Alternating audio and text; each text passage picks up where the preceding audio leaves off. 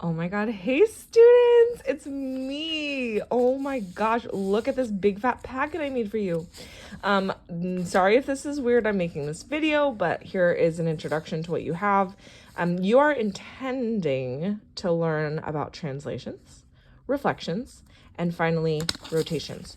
So I will give you another video on the notes because I know that you need notes for the reflections and the rotations. But here is what I'm expecting of you of translations. I know these are doable for all of you guys. So for number one, your example says that we have a triangle with points G, B, and T, and there they are. So your first job should be to mark the coordinate points with X and Y.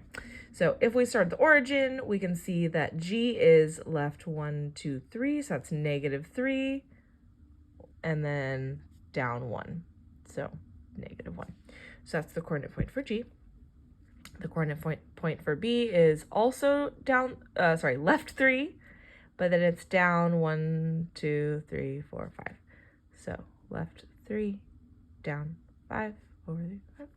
And then T is -1, -1. So these are the coordinate points for G, B, and T. Sorry, this is so rocky. This is really amateur hour with this video. I'm so sorry.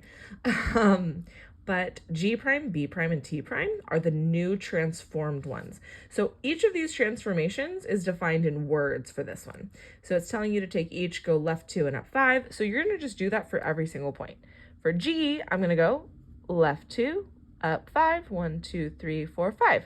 And when I put a point right there, I'm going to label that G prime. Very important. For T, I'm going to go left 2, up 1, 2, 3, 4, 5, put a point. That is my new T, T prime. And then B, I go left 2, up 1, 2, 3, 4, 5. And ooh, we're right here on the origin. Very cool. That is our B prime. And so after you translate, you can use a ruler if you'd like, but you're going to redo the shape and make sure the shape looks Okay, well, hopefully the shape looks exactly the same, perfect, as if it's just been shifted up. And then you can write the coordinate points for the new shape. So each of these grids is a nice 5 by 5, so I thought that would be helpful for you. The G is -5 up 4. The B is -5 up or down 0. And then T is -3 up 4. And that's it. That's what you're going to do for the first 4. For these, so do these first. Hi, pause the video. Do these first, please, for goodness sake. And then when you get to number 5, restart the video here, because these are just symbolic ways to say these words above. So we first have to translate from math symbols into English, and the translation for X plus 5 is that this represents a positive X direction. That is a right 5. So this means we go right 5.